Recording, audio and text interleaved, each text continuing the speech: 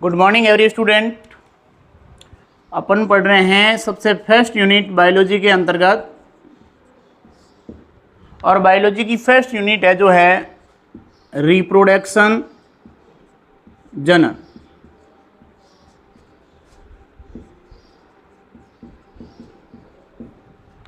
इसके अंतर्गत अपन बात करें बेटा तो सबसे पहले यही कहेंगे कि ये जो जनन जो लेसन यूनिट है, इस यूनिट के अंतर्गत फर्स्ट जो लेसन आता है वो अपना आता है जीवों में जनन। जीवों में जनन। लेकिन ध्यान दीजिएगा, यहाँ सबसे पहले हम बात कर रहे हैं, उससे पहले आपको ले चलते हैं सीधे ही कि हम जितना भी टॉपिक पढ़ेंगे उसका डेली वाइज जो एवरीडे की बात करेंगे उस हिसाब से आपका जो पीडीएफ है वो आपको शेयर कर दिया जाएगा नोट्स का। और आज का जो हम टॉपिक पढ़ने जा रहे हैं उसका ऑलरेडी आपको पीडीएफ आपके स्टडी मटेरियल में मिल जाएगा, क्योंकि मैंने अपलोड कर दिया है। तो सबसे पहले हम इस यूनिट के अंतर्गत बात करें तो एक नाम आता है पंचानन माहेश्वरी।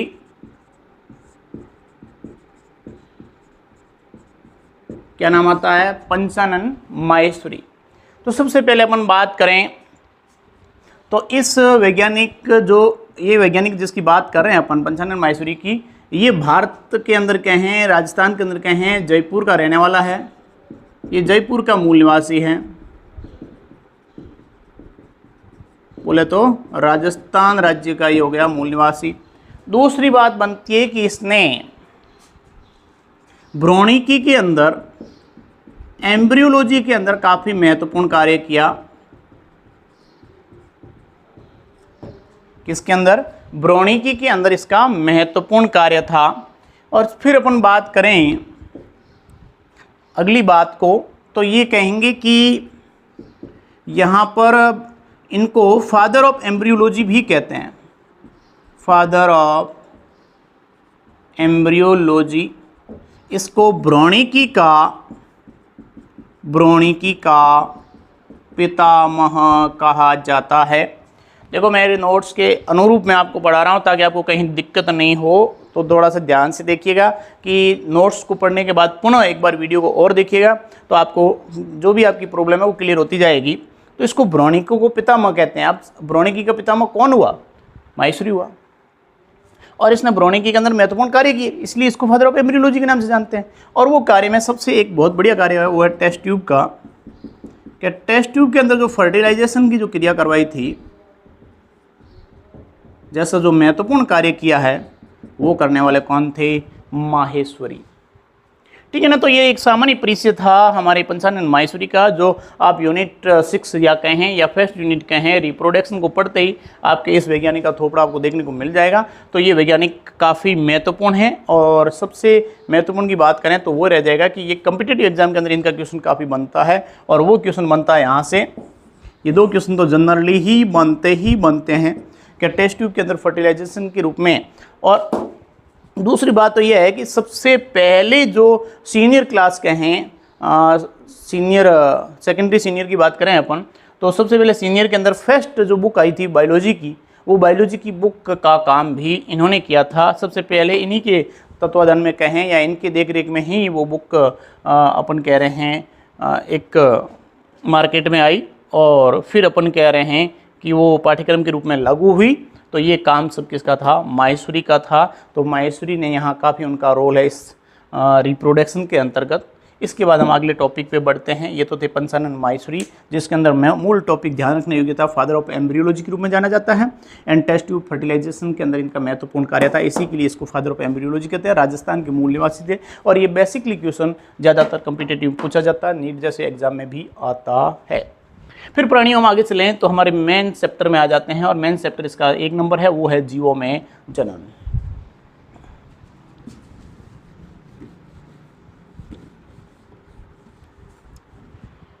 फिर अपन बात करेंगे यहाँ पे, तो सबसे पहले अपन कहें जीवों में जनन, तो जनन क्या है? अब अपन कह रहे हैं, मैं आपको एक क्वेश्चन वाइज हम टॉपिक करेंगे क्लियर। तो जनन है क्या? नंबर 1 क्वेश्चन है जनन क्या है। लेकिन इससे पहले जीव, तो जीव क्या रहेगा? एनसीईआरटी हमें यही सिखाती है कि आप एक एक बिंदु को अच्छे से विवेचित कीजिए, उसकी विवेचना कीजिए, तो आपको कोई भी तरीके से अपन कहेंगे कहीं भी प्रॉब्लम नहीं आने वाली है। तो सबसे पहले जीव क्या है? जीव वो होते हैं, जैसे हम इंग्लिश में कहते हैं लिविंग ऑर्गेनिज्म।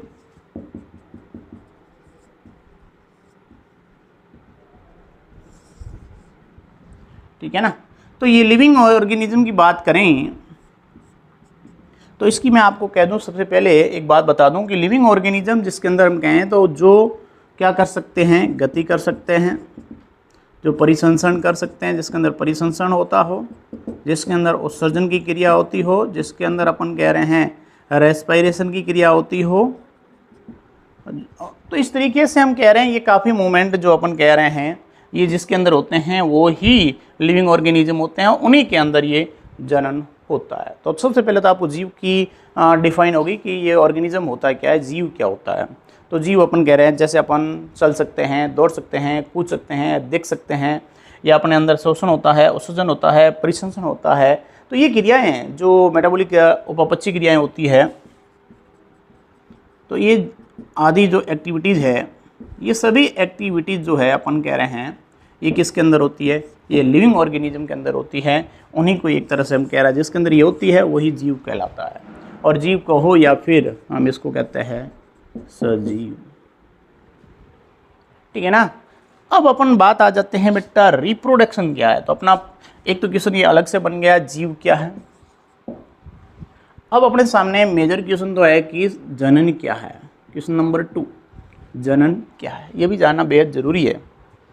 तो आपने देखा होगा गाय है, भैंस है, बकरी है, कुत्ता है, बिल्ली है, जितने भी एनिमल्स हैं, भले ही ह्यूमंस की बात करें, तो कोई भी है जीव जो है वो क्या करता है, वो अपने समान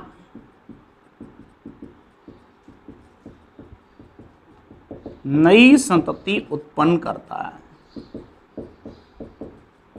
ध्यान से सुनिएगा, जीव अपने समान नई संतति उत्पन्न करता है। जीव क्या करता है, अपने समान नई संतति उत्पन्न करता है। तो प्राणियों, यहाँ ध्यान रखने योग्य बात जो थी तो वो तो ये थी कि जीव अपने समान नई संतति उत्पन्न करता है। संतति का मतलब क्या है? जैसे कि अपन कह रहे हैं कोई गाय है और वो गाय एक बछड़े को जन्म देने जा रही है, तो बछड़ा उस गाय का क्या है, संतति है। तो गाय ये बछड़े को जन्म दे रही है, नई संतति उत्पन्न कर रही है, मतलब गाय के अंदर ये जो एक्टिविटीज है वो क्या कहलाएगी, वो उसका रिप्रोडक्शन कहलाएगा। वो क्रिया बेटा जनन कहलाएगी। क्या कहलाएगी? जनन कहलाएगी। तो ध्यान रखिएगा, ये था जनन, रिप्रोडक्शन, जिसके अंदर आपको मैंने कहा कि इस तरीके से एक बच्चे का जन्म कर रही है। तो इसी तरीके से कुछ कोई भी हो जो जीव अपने समान नए जीव को उत्पन्न कर रहा है, जैसे ह्यूमन भी क्यों नहीं हुआ, वो एक बच्चे को जन्म दे रहा है, तो ये एक्टिविटी जो इसके अंदर हो रही है वो कौन है, जनन है। एक निर्माण करना अलग चीज हो गई, देन एक्टिविटी है वो अलग है। एक तो अपन कहेंगे कि जो बच्चे को जन्म दे रही है, ये तो क्रिया एक तरह से जैसे अपन बच्चे के, जैसे मनुष्य के अंदर का कि वो बच्चे को उत्पन्न कर रहा है, तो वो तो क्रिया हो गई परसों। लेकिन उससे पहले की जो एक्टिविटी उसके बॉडी के अंदर हो रही है और वो निर्मित हो रहा है, देन गैमेट्स के बाद में उसके फर्टिलाइजेशन के बाद की घटनाओं को कहें तो वो रिप्रोडक्शन के अंतर्गत आ जाएगी।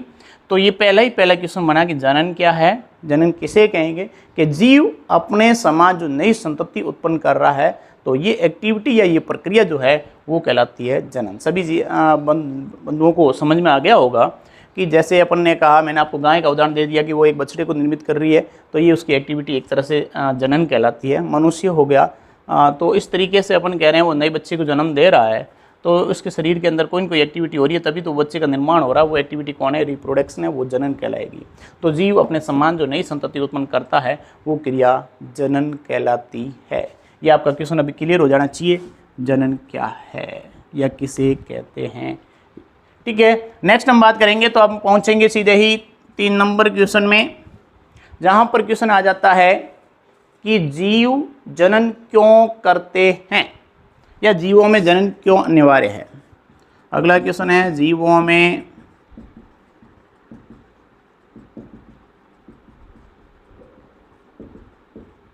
जनन क्यों अनिवार्य है। बहुत बेहद क्वेश्चन है, अच्छा क्वेश्चन है कि जीवों में जनन क्यों अनिवार्य है। कई बार कम्पिटेटिव में ये क्या रे बोर्ड एग्जाम में भी पूछा जाता है जीवों में जनन क्यों अनिवार्य है, और वैसे 10th लेवल का क्वेश्चन है। तो आप समझ गए होंगे कि जीवों में जनन क्यों अनिवार्य है।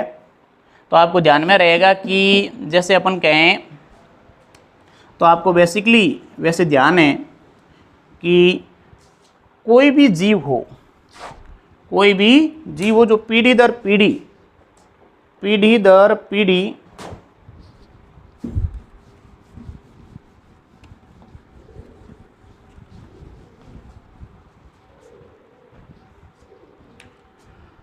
यहाँ लेके आता हूँ मैं आपको कि जीवों में जनन क्यों अनिवार्य हुआ, कि जैसे किसी भी जीव को पीढ़ी दर पीढ़ी अपने वंश को बनाए रखना है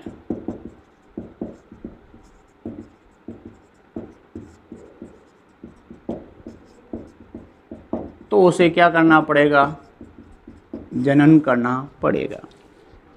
वैसे अपन कह रहे हैं कि जनसंख्या पॉपुलेशन इतनी बढ़ गई है कि उसको कंट्रोल करना भी बेहद जरूरी है, लेकिन इसी के बीच में एक क्वेश्चन आता है कि यदि वंश ही खत्म होता जाएगा तो क्या करेंगे, इसलिए जनन करना बेहद ही जरूरी भी हो गया। दोनों तरफ से क्वेश्चन फंस रहे हैं, एक तरफ से कह रहे हैं कि जनसंख्या पॉपुलेशन को कंट्रोल कीजिए, एक तरफ से कह रहे हैं भाई जनन भी क्यों अनिवार्य है। दोनों चीज़ें अपने आप में एक जगह सब इम्पोर्टेंट है। तो यहाँ पर कह रहे हैं कि पीढ़ी दर पीढ़ी वंश को बनाए रखने के लिए या उसकी निरंतरता को बनाए रखने के लिए या अपने प्रजाति के सामंजस्य को बनाए रखने के लिए या अपने वंश को पीढ़ी दर पीढ़ी बनाए रखने के लिए क्या जरूरी है, जनन जरूरी है। इसको अपन अपनी लैंग्वेज में बात करें तो अपन यूँ कहेंगे कि कई बार कहते हैं कि गांव के अंदर कि कोई मान लीजिए एग्जांपल ले लिया कि ये जो भी व्यक्ति है, कोई व्यक्ति का नाम दे दिया अपन ने, इस व्यक्ति की कोई संतान नहीं है, इस व्यक्ति की कोई संतान नहीं है, जबकि उसके भाई की, जिसका भाई भी है मान लीजिए, उसके 2-3 बच्चे हैं, लेकिन इसका कोई संतान नहीं है। तो आप देखेंगे कि इसकी पीढ़ी तो आगे बढ़ती जा रही है, उसका वंश आगे बढ़ता जा रहा है। इसके बच्चे को पूछेंगे कि तेरे दादे का नाम क्या, तो ये कहेगा बी। इसके पास में बच्चे ही नहीं है तो पूछेगा ही कौन इसको। कहने का मतलब है कि इसका नाम अब मिटने जा रहा है या इसका वंश का अस्तित्व है वो ख़त्म होने जा रहा है, लेकिन इसको बनाए रखना है तो इस व्यक्ति को क्या करना पड़ेगा, जनन करना पड़ेगा, संतान उत्पन्न करनी पड़ेगी, तो वो अपने भविष्य के अंदर अपने वंश को बनाए रख सकता है। इसी तरीके से बहुत सारे जीव, जरूरी नहीं है ह्यूमंस की बात कर रहे हैं, एनिमल्स की बात कर सकते हैं, गाय पशुओं की बात कर सकते हैं, भैंस बकरी कुत्ते बिल्ली की बात कर सकते हैं, वो भी अपने पीढ़ी को बनाए रखने के लिए, वो भी अपने वंश को बनाए रखने के लिए पीढ़ी दर पीढ़ी जनन करते रहते हैं ताकि उनका वंश रेगुलरिटी सामंजस्य स्थित होता रहे। तो जीवों में जनन क्यों अनिवार्य है, तो आप कह सकते हैं कि उनके वंश के अस्तित्व को बनाए रखने के लिए, अपनी प्रजाति को बचाने के लिए जनन करना अनिवार्य है, उनका अस्तित्व क्या हो जाएगा, आने वाले समय में लुप्त या खत्म हो जाएगा। तो ये क्वेश्चन था कि जीवों में जनन क्यों अनिवार्य है। तो जीवों में जनन बेहद ज़रूरी हो गया क्योंकि अपने पीढ़ी दर पीढ़ी वंश को बनाए रखने के लिए, अपना अस्तित्व बनाए रखने के लिए, अपनी प्रजाति को आगे बढ़ाने के लिए, तो कुल मिला के अपना साम्राज्य है वो स्थापित करने के लिए ये एक ऐसा कदम उठाया जा रहा है। इसलिए एक मारवाड़ में दरा में अपन कहें कि एक कहावत है कि लड़का होना जरूरी है। ये केवल इसी के पीछे हैं कि अपने पीढ़ी का नाम या वंश का नाम बनाए रखने के लिए। लेकिन ये धारणा कहाँ तक सही है या कहाँ तक गलत है, ये परिपुष्टि अपन नहीं कर सकते और नहीं इसके बारे में अपन ज़्यादा डिस्कस करेंगे, क्योंकि ये धारणाएँ कई तरीके से सही भी मानी जाती है और कई तरीके से गलत भी मानी जाती है। लेकिन अपन एजुकेटेड पर्सन के रूप में कहें तो लड़का और लड़की दोनों एक समान होते हैं, इसलिए अपन इस मुद्दे को आगे नहीं बढ़ेंगे। लेकिन यहाँ तक बात करें तो ये बात यहाँ थी कि जीवों में जनन क्यों अनिवार्य है। तो ये क्वेश्चन था कि जीव क्या है। दूसरा क्वेश्चन था कि जनन क्या है। तो जीव क्या है आपको समझ में आएगा, जो गति कर सकता है, जो शोषण कर सकता है, जो परिसंचरण कर सकता है, जो दौड़ सकता है, जो कूद सकता है, जो ये कर सकता है, वो कर सकता है, उपपची क्रिया कर सकता है, इसका मतलब उसको लिविंग ऑर्गेनिज्म या जीव कहते हैं। फिर था कि जनन क्या है, और जनन में आया कि अपने जैसे जैसे एक नई संतान को उत्पन्न करना, नई संतति को उत्पन्न करना। देन संतान या संतति एक ही बात है, तो नई संतति अपने समान जो उत्पन्न हो रही है वो क्या कहला रहा है, जनन कहला रहा है। फिर आया भाई जनन क्यों अनिवार्य है, तब आपके सामने एक ही क्वेश्चन बन गया कि जनन इसलिए अनिवार्य हो गया, क्योंकि वो अपने वंश को बनाए रखना है, उसका नामकरण आगे बढ़ाना है या उसके वंश को बढ़ाए रखना है, तो फिर यहाँ पर एक ही क्वेश्चन बनता है कि उसको जनन करना पड़ेगा। तो पीढ़ी दर पीढ़ी वंश को बनाए रखने के लिए, उसके अस्तित्व को बनाए रखने के लिए जनन अनिवार्य है। तो ये 3 बातें थी यहाँ पर question number 1, question number 2 and question number 3।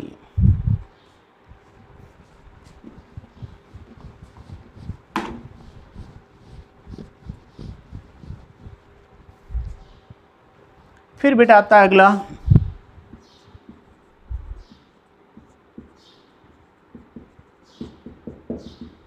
जीवन अवधि, या इसको एक पॉइंट आता है जीवन काल।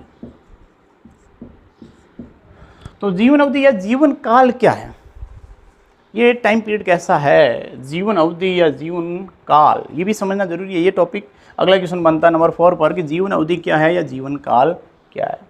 तो आपको ध्यान होगा, कोई भी जीव हो, कोई भी जीव हो जो जीवित जीव है, सजीव है, उसकी बात कर रहे हैं, वो जीव सबसे पहले क्या ले रहा है, जन्म ले रहा है, फिर वो क्या कर रहा है, वृद्धि कर रहा है, और फिर वो कहाँ तक पहुँच जाता है, मृत्यु तक पहुँच जाता है। लेकिन एक बात ध्यान रखनी है कि जैसे कि जीव जन्म लेने के बाद में मृत्यु तो उसकी निश्चिंत है कि मरना तो है ही, जो जन्म लेगा वो तो इस तक तो जाएगा ही जाएगा, डेफिनेटली जाएगा, कोई दिक्कत वाली बात नहीं, कोई पहले जाएगा कोई बाद में जाएगा, लेकिन जाना तो जरूरी है। तो इसलिए हम कह रहे हैं कि जन्म से लेके जो मृत्यु तक पहुंच रहे हैं, इसी के बीच में जब अपन बात करेंगे तो अपन सबसे पहले ये कहेंगे कि ये जन्म जो ले रहा है, बर्थ जो इसका हो रहा है, उससे इसका जो डेथ हो रही है, उसके बीच का जो समय काल है, उसके बीच का जो समय काल है, जैसे अपन बात कर रहे हैं डेथ मतलब मृत्यु हो रही है इसकी, बर्थ मतलब उसका जन्म हो रहा है, तो इस तरीके से अपन कह रहे हैं कि व्यक्ति, किसी व्यक्ति के जन्म से लेके उसकी प्राकृतिक मृत्यु, कौन सी मृत्यु, प्राकृतिक मृत्यु के बीच का जो समय है वो कहलाता है जीवन काल या जीवन की अवधि। प्राणियों में वापस कह रहा हूँ, जीवन की अवधि क्या हुई, जीवन की अवधि ये हुई कि जैसे अपन जन्म ले रहे हैं और उसके बाद में अपनी जो प्राकृतिक मृत्यु हो रही है, जैसे कोई व्यक्ति, ए नाम का व्यक्ति, कोई सुरेश नाम का व्यक्ति है जिसका जन्म मान लीजिए कोई 1972 में हो जाता है, और उसकी वास्तविक में नेचुरली जो डेथ हो रही है वो कोई 2000 अपन कह रहे हैं एक तरह से 50 में हो रही है, लेकिन उसको कोई बीमारी नहीं है, किसी तरीके का कोई बाकी प्रकोप नहीं है, ना वो कोई एक्सीडेंट से मर रहा है, बिल्कुल उसको नॉर्मल वे में उसकी मृत्यु हो रही है, मतलब अपन उसको कह सकते हैं कि उसकी प्राकृतिक मृत्यु हो रही है। तो इनके बीच का जो ये समय है वो उसकी जीवन आयु के हैं या उसके जीवन काल का हैं या जीवन अवधि कहते हैं। लेकिन यह बात ध्यान रखने योग्य है कि सभी जीवों की जीवन अवधि है वो बराबर नहीं होती, कोई भी जीव उसकी जीवन अवधि बराबर नहीं होती। यहाँ ये भी हो सकता है कि कई बार आप देख सकते हैं कि जन्म से लेके वृद्धि और मृत्यु तक, जैसे मैंने यही कहा था कि आपको किसी जीव के जन्म से लेकर उसके प्राकृतिक मृत्यु के बीच का जो समय है वो जीवन काल कहलाता है। लेकिन कई बार क्या होता है कि कोई व्यक्ति एक्सीडेंट से मर जाता है या कोई किसी बीमारी से ग्रसित होकर मर जाता है, तो उसकी प्राकृतिक मृत्यु नहीं है, वो उसकी प्राकृतिक मृत्यु नहीं है, वो नेचुरली डेथ नहीं हो रही है। नेचुरली डेथ और उसकी बीच की हो रही है, वो उस जीव का क्या कहलाता है, जीवन काल कहलाता है। तो ये प्राणियों था एक जीवन काल या जीवन अवधि, जिसके अंदर आप कह रहे थे कि सभी जीवों की जीवन अवधि एक नहीं होती, सभी जीवों की जीवन अवधि एक नहीं होती। तो अपना क्वेश्चन था 4th नंबर कि जीवन अवधि क्या है, तो आपने कह दिया कि किसी जीव के जन्म से लेके उसकी प्राकृतिक मृत्यु के बीच का जो समय है वो उसका जीवन काल या जीवन अवधि कहलाता है।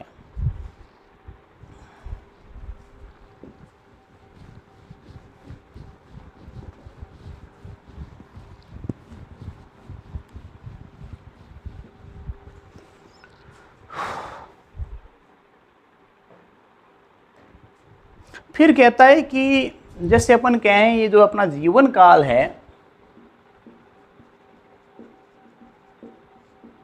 क्या ये सभी जीवों में एक है या जटिलता और संरचना के आधार पर अपन कहें क्या एक हो सकता है।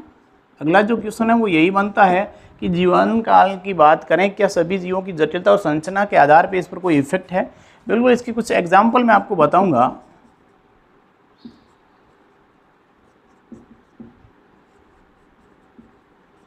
ये जो एग्जाम्पल की बात करें तो इस एग्जाम्पल या अपन उदाहरण कहें, जैसे कि कुछ ऐसे उदाहरण हैं जिसमें आप कह सकते हैं कि इनके बीच में भी कोई कंफ्यूज है। जैसे कई जीव ऐसे भी होते हैं जिसके अंदर आप देखने को मिलेगा कि दिखने में एक जैसे हैं लेकिन उनके जीवन काल को लेकर कोई मतलब ही नहीं है। जैसे आपने कई बार देखा होगा, जैसे अपन यहाँ पर देखें तो एक तरह से आम के पेड़ की बात करें और पीपल के पेड़ की बात करें, आम का पेड़ है और एक पीपल का पेड़ है, इन दोनों के बीच में काफ़ी डिफरेंस है। तो आम का पेड़ और पीपल के पेड़ की बात करें तो प्राणियों यहाँ समझने लायक क्या क्वेश्चन है? समझने लायक तो क्वेश्चन तो यह है कि आम का पेड़ है और एक पीपल का पेड़ है, दोनों में दिखने में ज़्यादा अंतर नहीं है। तो ज़्यादा अंतर किस में नहीं है कि देखने में हमें एक जैसे प्रतीत होते हैं, हूबहू तो नहीं कह सकते, लेकिन आम और पीपल दिखने में हमें एक जैसे मतलब प्रतीत होते हैं। इनमें मतलब कहने का मतलब ज़्यादा अंतर नहीं होता, अंतर तो होता ही है लेकिन ज़्यादा डिफरेंस नहीं होता इन दोनों के बिटवीन। लेकिन देखने योग्य बात ये हुई कि यहाँ पर अपन कहें कि इनका जीवन काल कहें तो काफ़ी अंतर है। इन दोनों के जीवन काल की बात करें तो कई गुना अंतर है। कैसे? जैसे अपन कहें कि आम का पेड़ है, ये लगभग 200 वर्ष इसकी जीवन अवधि मानी जाती है। कितने वर्ष? 200 वर्ष इसकी जीवन अवधि मानी जाती है। लेकिन पीपल के पेड़ की बात करेंगे तो ये हज़ारों वर्ष कह सकते हैं कि इसका जीवन काल माना जाता है, हज़ारों वर्ष। तो दोनों में बहुत अंतर आ गया जीवन काल के अंदर। तो एक एग्जाम्पल था कि इन दोनों के बीच में क्या जीवन काल और उसके आधार वो जो संरचना है इनके बीच में कुछ जटिलता है या नहीं? बिल्कुल जटिलता है। दिखने में एक जैसे प्रतीत हो सकते हैं लेकिन हम कहेंगे कि जीवन काल की अवधि सब जीवों की क्या है? अलग अलग। हम यही प्रतीत करना चाहते हैं कि सभी जीवों का जीवन काल एक होता है या नहीं। सभी जीवों का जीवन काल एक नहीं होता है, इसमें काफ़ी भिन्नता पाई जाती है। जीव दिखने में एक जैसे हो सकते हैं लेकिन उसके अंदर क्या पाई जाती है? भिन्नता पाई जाती है। तो प्राणियों जैसे अपन बात करें, यहाँ पे एक एग्जाम्पल और ले लें तो आपको ध्यान होगा, जैसे अपन तोता और इसके कौवा के बारे में बात करें तो यहाँ पर भी आपको देखने को मिलेगा जैसे कि कलर का भले डिफरेंस हो लेकिन बाकी अपन संरचना के रूप में कहें तो इन दोनों के बीच में संरचना या बनावट के रूप में कहें तो इसके अंदर ज़्यादा कोई अंतर नहीं माना जाता। अंतर होता है लेकिन ज़्यादा अंतर नहीं माना जाता, इसमें बहुत कम भिन्नताएं देखने को मिलती है। लेकिन प्राणियों यहाँ देखें तो आपको देखेंगे कि तोता जो है 140 ईयर्स के हैं, 140 साल तक इसकी जीवन अवधि मानी जाती है। लेकिन यही कौवा जिसको 15 वर्ष के अंतर्गत इसका जीवन काल माना जाता है। तो आप कह सकते हैं कि यहाँ पर कि इन जीवों में जीवन काल को लेकर ये एक तथ्य कंप्लीट हो गया कि सभी जीवों का जीवन काल एक जैसा नहीं होता। हो सकता है इसकी बनावट या आधारभूत जो संरचना है वो एक जैसी दिखे लेकिन इसका जीवन काल एक नहीं हो सकता। समझ में आया क्या? तो ये पॉइंट था जीवन काल। ओके, तो ये 5वां पॉइंट यही था जीवन काल के बाद में कि इनके जीवन काल और इनके आधारभूत संरचना के बीच में कोई आधारभूत तथ्य है। बिल्कुल ये 2 तथ्य आपके सामने रखे कि दिखने में एक जैसे हो सकते हैं लेकिन इनका जीवन काल सेम नहीं है, मतलब अलग अलग है। ठीक है प्राणियों, फिर इसके बाद हम बात करें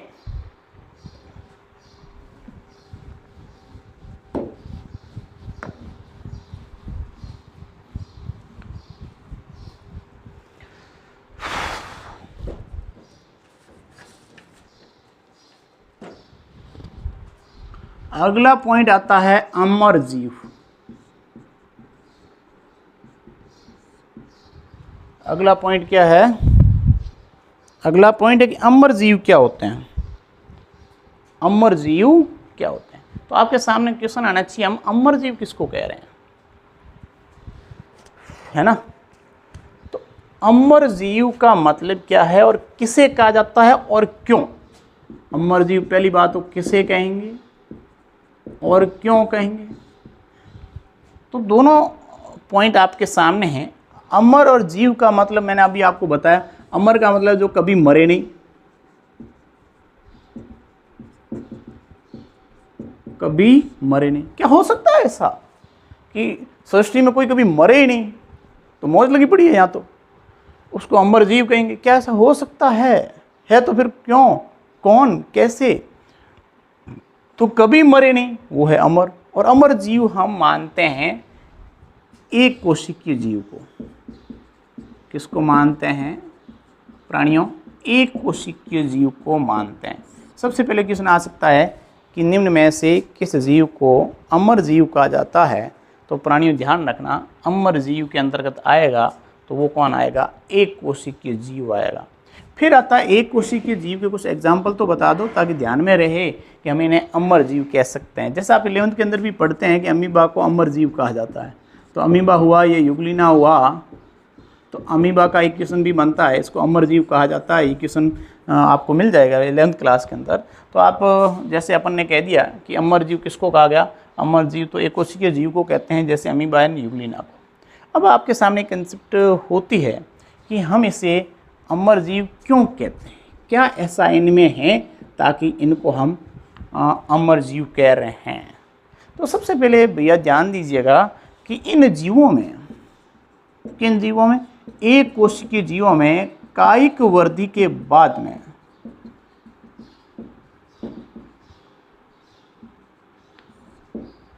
क्या होता है? ध्यान दीजिएगा, इन जीवों में कायिक वृद्धि के बाद में ये अपन कह रहे हैं द्विविभाजन हो जाता है, कोशिकीय द्विविभाजन हो जाता है, जिसकी वजह से वो दो, अपन कह रहे हैं कोशिका दो कोशिकाओं में बढ़ जाती है, जिसकी वजह से अपन कह रहे हैं नए जीव का निर्माण हो जाता है और जिसमें उसकी कोशिका मृत्यु नहीं होती उसकी। इसी कारण इसको क्या कहा जाता है? अमर जीव कहा जाता है। जैसे अपन कह रहे हैं जो अमीबा एंड यूग्लिना, जो अपन कह रहे हैं यूनिसेलुलर जो कहें जीव होते हैं, इन जीवों के अंदर क्या है? जैसे ही कायिक वृद्धि हुई और कायिक वृद्धि के बाद में वो क्या हो गया? अलैंगिक जनन वाला बाइनरी फ्यूजन कहें या कोशिकीय द्विविभाजन कहें, द्विखंडन कहें या द्विविभाजन कहें, जिसके अंदर अपन कहेंगे कि वो दो कोशिकाओं में बढ़ जाएगा और दो कोशिकाएं दो जीवों का निर्माण कर लेगी। इसी कारण इनको क्या कहा जाता है? अमर जीव कहा जाता है। तो यहाँ ध्यान रखने योग्य पॉइंट बात ये हो गई कि कायिक वृद्धि के बाद उनमें कोशिकीय द्विविभाजन होता है, जिससे दो कोशिकाओं का निर्माण हो जाता है। अतः हम इसी कारण हम इन्हें क्या कहते हैं? अमर जीव कहते हैं। तो ये पॉइंट अपने आप में ऐसा होता है कि ये अमर जीव क्यों कहा गया। एक कोशिकीय जीव किसको कहा गया? ऐसे जीव जिनका निर्माण है वो एक कोशिका से ही हो। बेस्ट बात तो यही है कि इनमें कोशिका ही एक ही होती है और ये यूनिसेलुलर ऑर्गेनिज्म कहलाते हैं, जैसे अमीबा, यूग्लिना, पैरामीशियम वगैरह होते हैं। तो इनको कायिक वृद्धि के बाद द्विविभाजन होने की वजह से ये दो कोशिकाओं में बढ़ जाएगा और नए जीव का निर्माण हो जाएगा। इन्हीं कारण इनको क्या कहा गया है? अमर जीव कहा गया है। फिर आप देखेंगे प्राणी लोगों कि बहुत सारे जीव होते हैं। इन बहुत सारे जीवों की जीवन जो अवधि अपन कह रहे हैं बहुत अलग अलग होती है। जैसे आपने कहा कि गाय है, तो गाय 25 से 30 वर्ष होती है। जैसे हाथी कहें, हाथी तुम्हारा साथी जो 65 से 90 वर्ष तक तुम्हारा साथ निभाएगा, है ना। तो इस तरीके से अपन कहें तितली कहें तो 1 से 2 हफ्ते ही अपना जीवन लेके आती है। क्या लाया रे पंछी इस जीवन काल में, जितना जिए इतना जी, खुश मिसार के जी। तो गाय 25 से 30, जैसे घोड़ा की बात करें अपन तो ये कह सकते हैं 30 से 40 वर्ष। इसी तरीके से आप बरगद की बात करेंगे तो 200 वर्ष। इसी तरीके से तोता की बात करोगे तो 140 वर्ष। इसी तरीके से अपन बात करें जैसे इसकी क्या बोलते हैं कौवा की बात करें तो लगभग 15 वर्ष। तो ये आपको देखने को मिलता है कि कई ऐसे यहाँ पर आपको मिलेगा कि हम उसको कह सकते हैं 12 से 15, जैसे केले वगैरह होते हैं या अपन कह रहे हैं ये तो माह में होते हैं, 12 से 15 माह रहेगा। लेकिन कई ऐसे पौधे जो धानीय पौधे होते हैं, वो धानीय पौधे आपको ज़्यादातर 4 to 5 मंथ के लिए रहेंगे, ठीक है ना। तो ये बरगद वगैरह जो बड़े पौधे हैं, जैसे आपने कहा कि ये आम का पौधा है 200 वर्ष हो गया। इस तरीके से पीपल का तो वृक्ष काफ़ी ज़्यादा ईयर्स का होता है, जिसको अपने हज़ारों वर्ष कह दिया। तो इस तरीके से ये एक बात करें अपन 42। हाँ, इसी तरीके से फल मक्खी की बात करो तो ये फल मक्खी आपको देखने को मिलेगी 40 से 50 डे के लिए। तो ये तो आप यहाँ से याद रख सकते हैं, 1 2 3 4 5 शब्द है तो 5 डे मतलब 15 डे, 40 से 50 दिन, ठीक है ना। तो इसी तरीके से अपन कह सकते हैं कि ये एक तरह से इनका ये क्या होता है, जीवन काल होता है। इसी तरीके से अपन मगरमच्छ की बात करें, मगरमच्छ कितने हो गए, 3 3 6, तो आप इसको मान लो लगभग ये 16 ईयर्स लगभग जीवित रहती है। तो ये एक तरह से अगला पॉइंट था जिसके अंदर आप देख रहे थे विभिन्न प्रकार के जीवों का जीवन काल, विभिन्न प्रकार के जीवों का जीवन काल। ये क्वेश्चन आपको अमर जीव के बाद में मिलेगा कि भिन्न भिन्न प्रकार के जीव जिसका क्या क्या जीवन काल हो सकता है। यहाँ कहीं भी आपको यदि लगे ऐसा कि हमें समझ में नहीं आया है तो आप अपना क्वेश्चन डाल सकते हैं मुझे कि हमें ये समझ में नहीं आया, तो हम अगली क्लास के अंदर उसको क्या कर सकते हैं, रिपीट कर सकते हैं।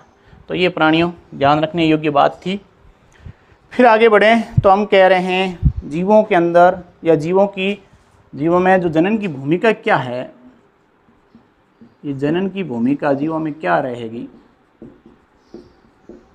अगला क्वेश्चन है कि जीवों के अंदर जनन की क्या भूमिका है।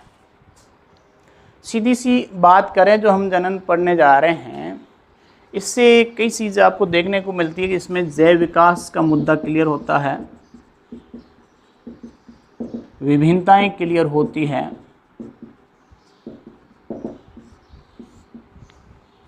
और कई लक्षण जो है अपन को स्टडी के लिए प्राप्त होते हैं यहाँ पे। तो जैसे अपन कह रहे हैं हमें जनन से जीवों के अंदर एक जैव विकासीय घटना प्राप्त होती है, वो है विभिन्नताएं, वेरिएशन। कैसे, यदि जनन नहीं होता तो तरह तरह की प्रजातियां उत्पन्न नहीं होती। तो प्रजातियों का जो निरंतरता बनाए रखती है, प्रजाति की निरंतरता, ये बनाए रखने के लिए भी क्या है, जनन जरूरी है। जनन की महत्वपूर्ण भूमिका है ताकि अलग अलग स्पीसीज जो आपको देखने को मिलती है सृष्टि पे, हजारों की संख्या में आपको अलग अलग जो स्पीसीज देखने को मिल रही है, प्रजातियां जो देखने को मिल रही है, इसकी निरंतरता बनाए रखने के लिए जनन की महत्वपूर्ण भूमिका है। और इसी के साथ में इनका वेरिएशन जो है, विभिन्नताएं जो है, जो देखने को मिलती है कि क्या क्या भिन्नताएं हो सकती है इसके अंदर। बिल्कुल, यदि ये जनन नहीं होता तो तरह तरह के जीव नहीं होते, उनके अंदर अलग अलग भिन्नताएं देखने को नहीं मिलती, उनको हम पहचान नहीं सकते थे। इतने सारे सृष्टि पे सभी एक जैसे हो जाते तो हम जीवों का उल्लेख नहीं कर सकते, उनको कोडेटा एंड नॉन कोडेटा में नहीं बांट सकते, उनको अलग अलग अपन कह रहे हैं संघ, वर्ग, गण, कुल, वंश और जाति के अंदर उनको नहीं बांट सकते, टैक्सोनॉमी अपनी फेल हो जाती। लेकिन ये सब किसके कारण है, जैव विकास और वेरिएशन जो जनन की वजह से हो रहा है, इसलिए ये बेहद ज़रूरी है। तो इसके अंदर हम कह रहे हैं समसूत्री और असूत्री विभाजन के कारण अलैंगिक और लैंगिक जनन का विकास होता है। तो ये भी एक महत्वपूर्ण भूमिका किसकी है, रोल किसका है, रिप्रोडक्शन का। तो role of reproduction in organisms जिसकी अपन ने बात की, तो ये पॉइंट जो है महत्वपूर्ण है कि जैव विकास, विभिन्नताएं, प्रजाति की निरंतरता, तो ये चीज़ें यहाँ पर देखने को मिलती है। फिर अगला पॉइंट आता है बेटा प्रजनन के प्रकार। क्या आता है,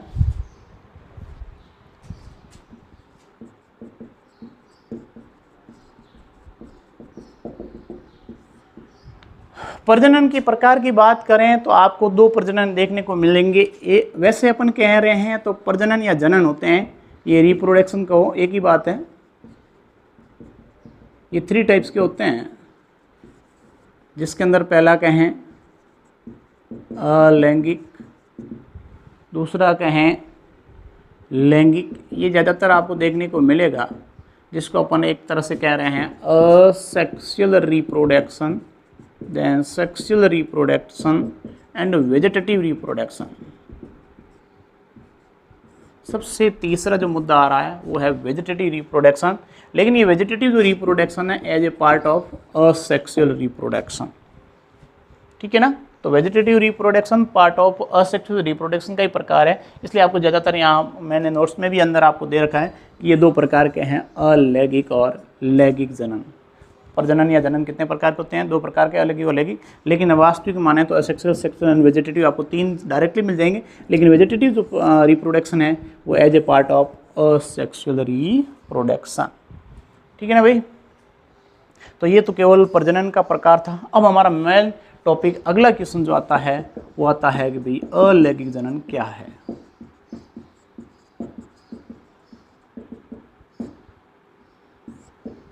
है ना? तो अलैंगिक जनन क्या है, इसके अंतर्गत हम बात करेंगे तो हम कहते हैं असेक्सुअल रिप्रोडक्शन कह किसको रहे हैं। सबसे पहले आपका डिफाइन आ जाएगा कि असेक्सुअल रिप्रोडक्शन क्या है। तो प्राणियों, सबसे पहले अपन बात करें तो असेक्सुअल रिप्रोडक्शन कहेंगे कि ऐसा जनन, कैसा जनन? ऐसा जनन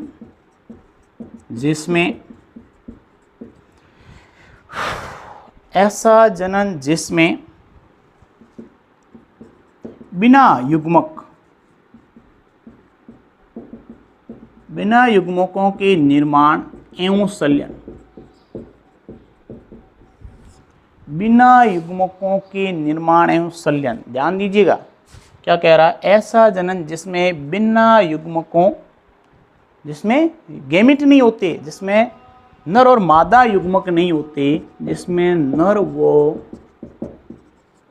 मादा युग्मक दोनों भाग नहीं लेते और दोनों का फ्यूजन भी नहीं होता, दोनों का संलयन नहीं होता, इसके बावजूद बिना युग्मकों के निर्माण और संलयन क्रिया किए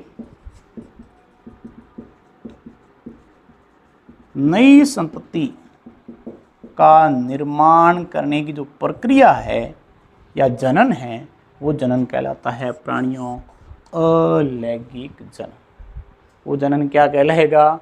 वो जनन कहलाएगा अलैंगिक जनन। किसको कहा मैंने? वापस कह रहा हूँ मैं। वैसे हमने पहला क्वेश्चन था कि जनन कितने प्रकार के होते हैं। जनन सामान्य रूप से कहें तो अलग ही, लेकिन 2 प्रकार के, लेकिन विशेष रूप से कहें तो हम असेक्सुअली, सेक्सुअली एंड वेजिटेटिव 3 प्रकार के जनन हो गए। और जैसे वेजिटेटिव प्रोपेगेशन जो है कायिक प्रवर्धन कहते हैं, इसको कायिक जनन भी कहते हैं। किसी को हिंदी समझ में नहीं आया हो तो वेजिटेटिव रिप्रोडक्शन जिसके अंतर्गत अपन कहें ये पार्ट ऑफ किसका है? अलैंगिक जनन का ये एक प्रकार है। फिर अपन ने कहा कि अब हम टॉपिक में आ जाते हैं अलैंगिक जनन, जिसका डिफाइन करेंगे कि ये क्या है। तो आपको कहा कि ऐसा जनन जिसमें बिना युग्मकों के निर्माण और संलयन क्रिया किए नई संतति का क्या हो जाता है? निर्माण। तो इसको क्या कहेंगे? असेक्सुअल रिप्रोडक्शन कहेंगे प्राणियों, कि हम इसको अलैंगिक जनन कहेंगे, जिसके अंदर बिना gamete, then man and female gamete का युग्मकों का निर्माण नहीं होता, नहीं उनके अंदर कोई फ्यूजन होता है। इस क्रिया के बावजूद भी वो नई संतति का क्या करता है? निर्माण। उसे कहा जाता है अलैंगिक जनन। फिर अपन बात करें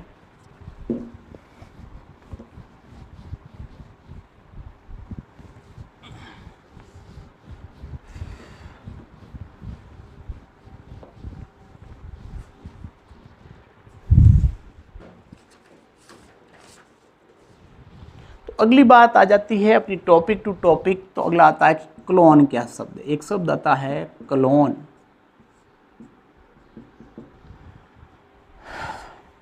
तो अगला क्वेश्चन है क्लोन क्या है? क्लोन क्या है?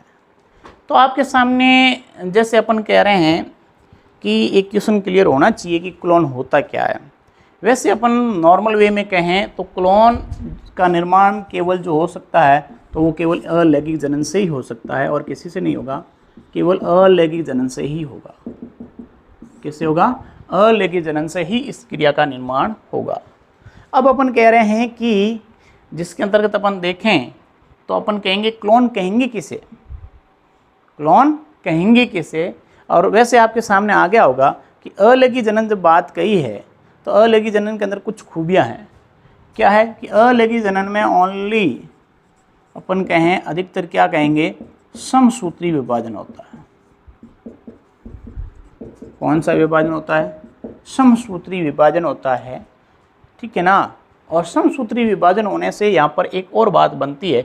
ये क्वेश्चन अगला क्वेश्चन है, ध्यान रखना, इसके साथ में जुड़ा हुआ, इसलिए पहले इसको बता रहे हैं कि अलैंगिक जनन की कुछ महत्वपूर्ण क्रिया भी है। एक महत्वपूर्ण भूमिका जो देख रहे हो आप वो ये है कि इसके अंदर केवल क्या हो रहा है? समसूत्री विभाजन। समसूत्री विभाजन होने से आपको ध्यान है कि जैसा जीव है उसका हूबहू नई संतति बनती है, तो इसलिए इसके अंदर क्या नहीं देखने को मिलता। कई बार क्वेश्चन आता है कि समसूत्री विभाजन होने की वजह से अलैंगिक जनन करने वाले जीवों के अंदर कौन सी क्रिया या कौन सी एक्टिविटी नहीं हो पाती है या फिर प्रदर्शित नहीं हो पाती या दिखती नहीं है, तो वो है बेटा वेरिएशन, कि इनके अंदर जैव विकास है वो नहीं हो पाता है। कैसे? क्योंकि इनके अंदर कोई वेरिएशन नहीं रहेगा, इसके अंदर कोई विभिन्नता नहीं रहेगी। तो इसका मतलब ये हो गया, जब विभिन्नता नहीं रहेगी तो जीव दिखने में एक जैसे होंगे। जो आनुवांशिक रूप से कहें या संरचनात्मक रूप से ऐसे जीव जो अपने हूबहू नई संतति प्राप्त करे, तो ऐसे जीव जो आनुवांशिक और संरचना रूप से नई संतति हूबहू नई संतति प्राप्त कर रहे हैं, तो वो क्या कहलाता है? क्लोन कहलाता है। अब जैसा कोई डिफरेंस नहीं उसमें, एक अब जीव अपने समान आनुवांशिक संरचनात्मक रूप से अपने समान नई संतति को उत्पन्न कर रहा है, तो उत्पन्न संतति क्या कहलाएगी? उत्पन्न संतति क्लोन कहलाएगी, क्योंकि वो अपने फादर कहें या फिर अपन कहें जो इसके पेरेंट्स, जिसकी बात करें अपन पेरेंट्स की, तो उसके समान होता है, हूबहू कोई अंतर नहीं, तो वो कहलाता है क्लोन। तो ऐसे जीव जो अपने समान आनुवंशिक और संरचनात्मक रूप से नई जीव या नई संतति जो बना रहे हैं, वो क्या कहलाएगी? वो कहलाएगी क्लोन। ठीक है प्राणियों, ये तो बात थी क्लोन की कि क्लोन क्या होता है। तो आनुवंशिक और संरचनात्मक रूप से जीव अपने समान जो नई संतति उत्पन्न कर रहे हैं, उसी को क्लोन कहा जाता है। और फिर इसी पर आ जाते हैं वापस कि अलैंगिक जनन की यहाँ पर महत्वपूर्ण क्या भूमिका है।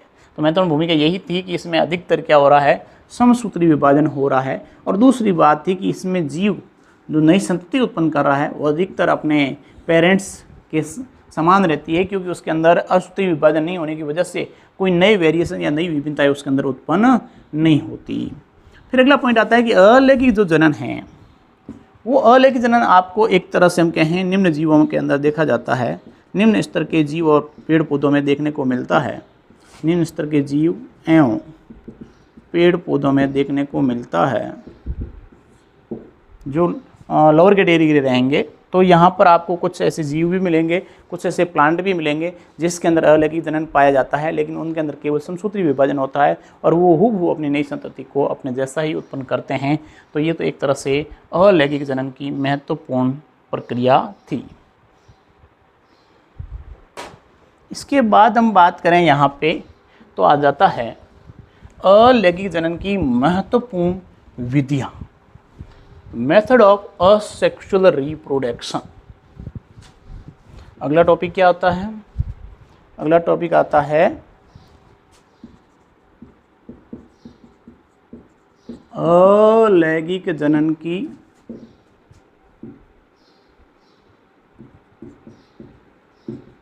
विधियां कौन कौन सी है।